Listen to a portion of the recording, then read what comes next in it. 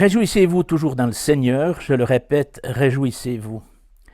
Que votre douceur soit connue de tous les hommes, le Seigneur est proche. Ne vous inquiétez de rien, mais en toute chose, par la prière et la supplication, avec des actions de grâce, faites connaître à Dieu vos demandes. Et la paix de Dieu, qui surpasse toute intelligence, gardera vos cœurs et vos pensées en Christ Jésus.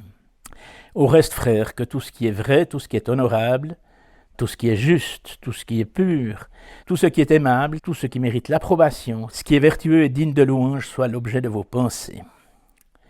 Et le Dieu de paix sera avec vous. Tout d'abord, je parlerai des injonctions, des invitations. Réjouissez-vous toujours dans le Seigneur. Que votre douceur soit connue de tous les hommes. Ne vous inquiétez de rien. C'est souvent facile de dire ce genre de choses, c'est des fois plus difficile de les vivre très concrètement. Ça fait partie un peu de cette catégorie des yakas.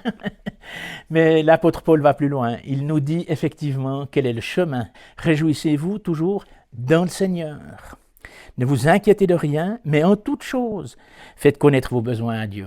Et je crois que c'est beau de savoir qu'il y a des voies pour vivre une vie de qualité, une vie en dehors du stress, grâce aux promesses de l'Écriture. La paix de Dieu qui surpasse toute intelligence gardera vos cœurs et vos pensées en Jésus-Christ, et le Dieu de paix sera avec vous. Et c'est vrai que dans ce monde où on parle de dérèglement climatique, il y a de l'inquiétude, il y a des guerres, il y a de la souffrance, de pouvoir se rappeler ces promesses est extrêmement précieux.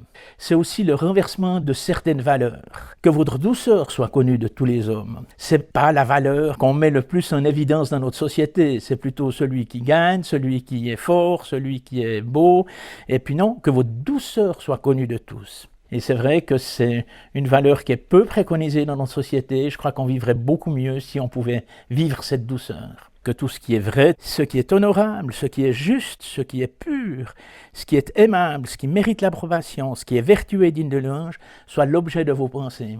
Combien de fois, moi le premier, je dois lutter et prendre position pour que mes pensées ne soient pas orientées vers de la critique ou des aspects négatifs ou du découragement.